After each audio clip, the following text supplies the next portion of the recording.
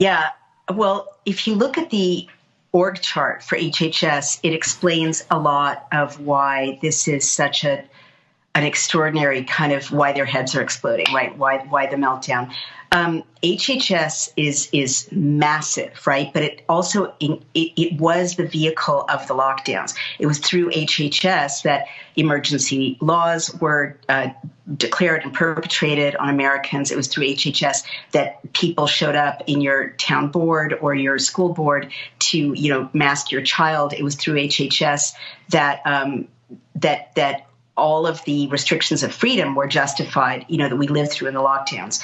And it's also under the umbrella of HHS that all of the crimes were committed that the War Room and Daily Clout have uncovered in these 2 years of going through the Pfizer documents. So the FDA is under RFK Jr.'s leadership. I'm sorry, I can't help laughing with joy when I say that sentence.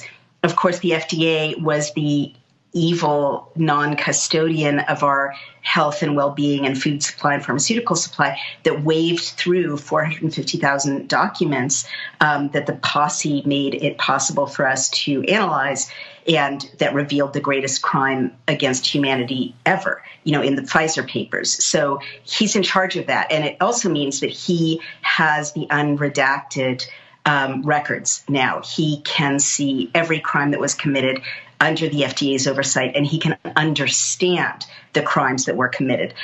In addition, the CDC is under his oversight now. I mean, it's incredible. And the CDC was also unbelievably corrupt. The CDC was also an arm of what restricted our liberties and what lied to us about the injection and what advocated for illegal mandates. And also what mishandled government data. I mean, one of our colleagues, Henry Ely, Dr. Ely, showed that the CDC was illegally farming out government health data, which is your property, to nonprofits that were being tasked with kind of using it to hide bad truths that the CDC wasn't able to hide themselves. So now RFK Jr., who understands the nature of those crimes, is going to be in charge of all of those records and in charge of the messaging. Never again, as long as he's in charge of HHS, are you going to see the CDC lie to you as they did about safe and effective, the lies on their website to this day that we've exposed here on this show with the posse's help.